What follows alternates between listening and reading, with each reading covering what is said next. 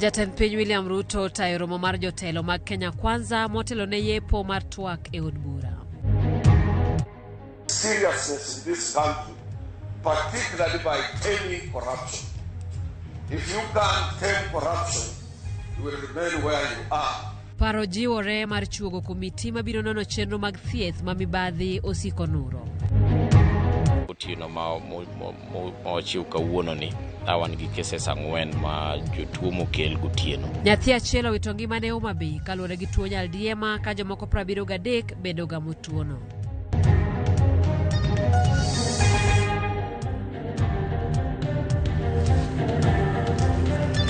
Oyimone nyako Ramogi joanga machiegni chenro mar kagi kacha nyinga Simfroz Okinda.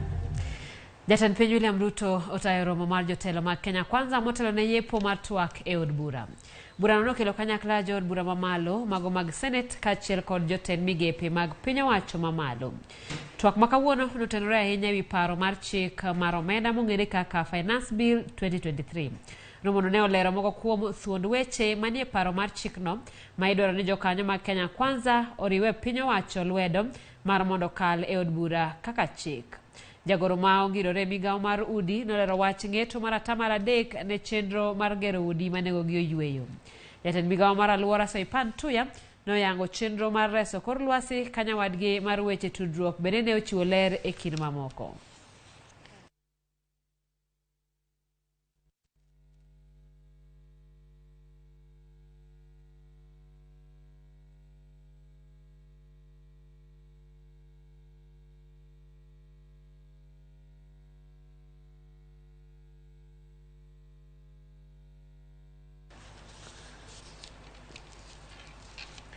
Jagoro maduong' mar riwruog jotije Francis Atwoli oyango ni mibadhi mogoyo tach e pacho ka e sekta mar thieth ema thiro chenro mag okumba mar thieth NHIF. Atwoli siro paro mar chugo komiti mabiro rango chenro mag thieth e pacho ka. Ogolo kwayo mondo jochiw thieth ogol e Bwoten County otere Bwoten piny owacho mamalo kaka yo mar tieko midhiero mosebedo ka tuoyo sekta no. Atwoli mane oloso e romo mar jokanyo mar board mar NHIF bedo koni piny owacho nyaka koro ket maino e kedo kod mibadhi mamedo nyak kendo thiro dongruoge sekta mopogore ahinya to mar thieth e pacho ka.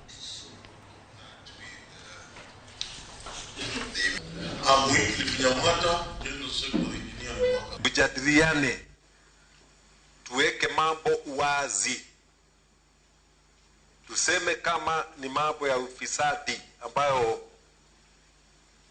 inaharibu sifa ya NHIF, tutashirikiana vipi?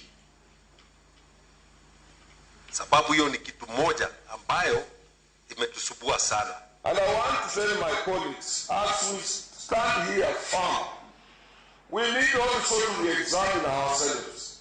How many of us are talking against corruption? We need seriousness in this particular area, not only in this area. We need seriousness in this country, particularly by taming corruption. If you can't tame corruption, you will remain where you are for now and for years. And particularly those people who are representing county governments here. County governments must respect our doctors. To train a doctor is not easy. Jopur koro dwaro ni mondo loknegi jotend kembe mag rego niang' ma Muhoroni kod Miwani kaka yo maneno ni lai mar tich odhi kare. Riwruok makelo kanyakla jopur ma wuok e gwenge ma Muhoroni bende koro wacho ni telo mantie sani tich otamu. Ka otelnegi kod jagoro mar jopur Noah Opiyo, jopur bende ne orwako paro mar chuogo board mabiro tayo weche sukari ma osechwal e od bura mamalo.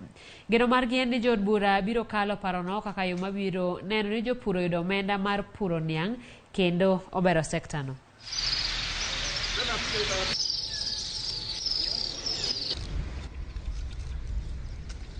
Adwaro ni sirikal ogol pesa ma jopur puro godo niang'. And ma wakwayo through bunge magwa nikech nitiere sugar bill manie bunge sani ma wagombo ni mondo tiek mapiyo piyo kaka nyalore mondo mi allow for the reintroduction mar sugar board mondo wayud pesa kaka jopur mwanyalo puro godo niang'.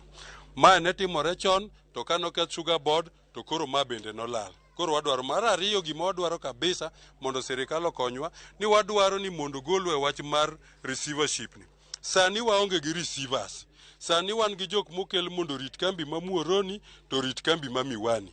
To jogi onge gi pesa manyalo chulo japur, jogi okomi pesa manyalo chulo jatich, jogi okomi pesa machulo services mopogore opogore.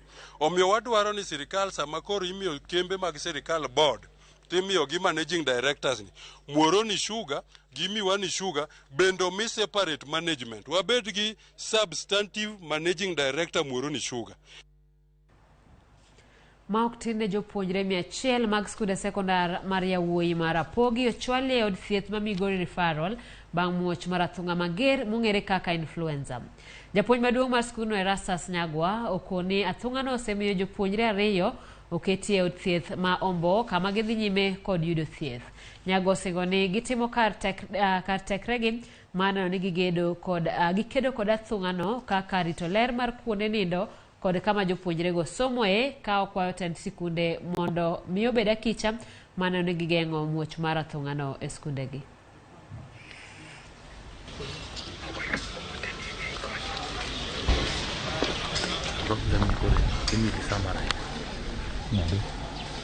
On Sunday, we had about 10 cases of students with flu and had cough. One of them is a sickler, so that one we had to take home because of his condition. We invited the parent and the parent took him home. So yesterday we saw the number surging. We had to take about 98 students to various medical facilities because we realized that our immediate facility would not be able to manage the 98. As you are aware that there is an outbreak of influenza as a viral. That's why we had to take note of the precautions that we can do. Nyathi moro ma jahigni 7 wito ngimane kaluwore kod tuo nyaldiema ka jomoko 73 bende osegamo tuono e kaunti ma Homa Bay.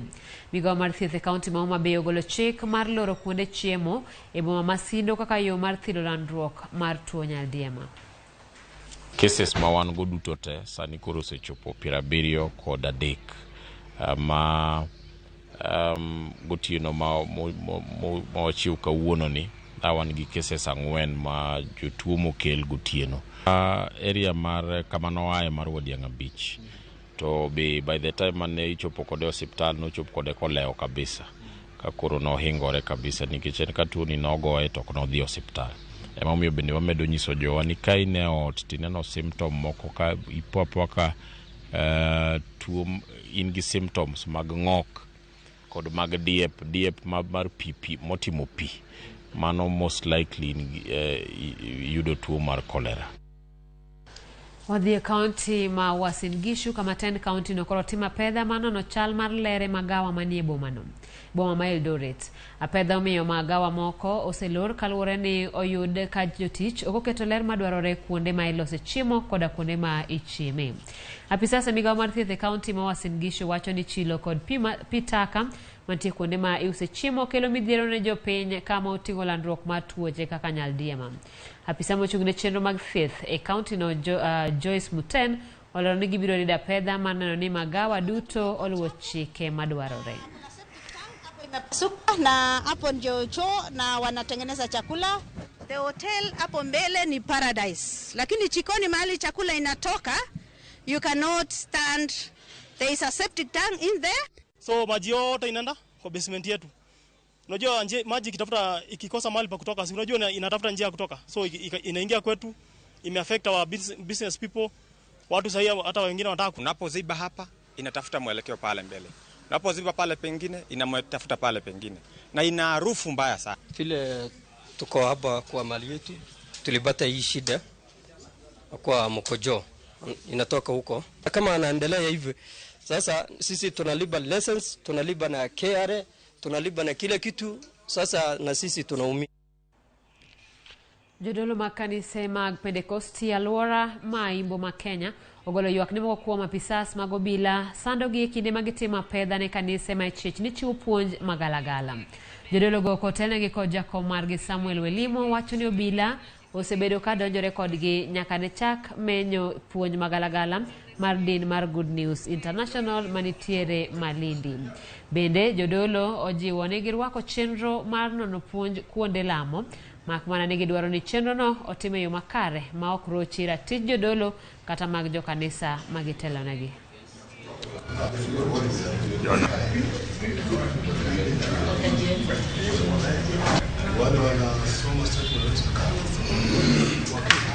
Kusakwa na kuchunguza sisi hatukatai, but someone doing an investigation should have had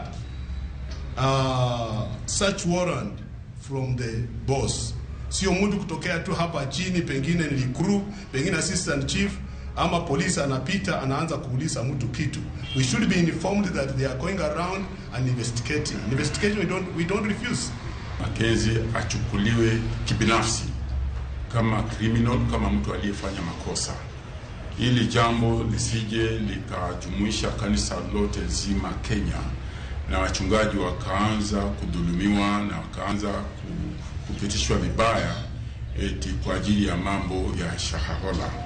Tuna mashirika inayosimamia, kuna fellowships, kuna Christian umbrella bodies ambazo wanaweza ku-approach katika kila county na katika kila sub-county.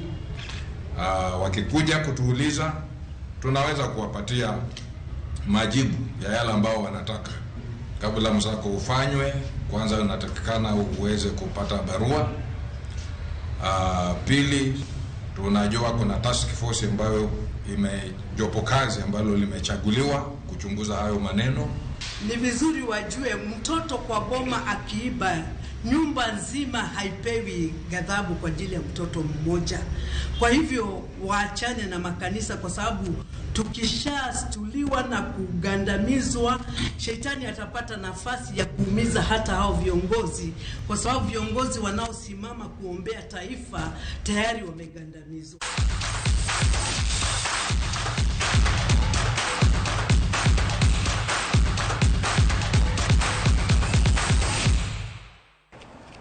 Weche mag tuke ni Hilda Karoki jaloch mar jumani mar shabiki kaende jackpot. Karoki oloyo omenda maromo $9 bang' rieko kare tuka 13 kuom 13. Karoki wacho ni obiro tiyo gi pesago e dongo ande mosebedo koloko magige boma ma Isiolo. Ng'ata nyalo yudo loch makama kilieko duoko mag tuke kioro ote machuoko mondiki ni KJP tiore na mama en 29063. Kaende jackpot ilo juma ka juma gi jago punda molieko duoko mag tuke mathoth moloyo. Kwa majina naitwa Hilda Karoki from Isiolo town. I'm a business lady in Isiolo. I deal with phones and electronics. A friend of mine won some money last week, so I decided to try out and see if I would win. Kuingia kwa Facebook nikapata hii kaende, so I decided to try, and this is how I won.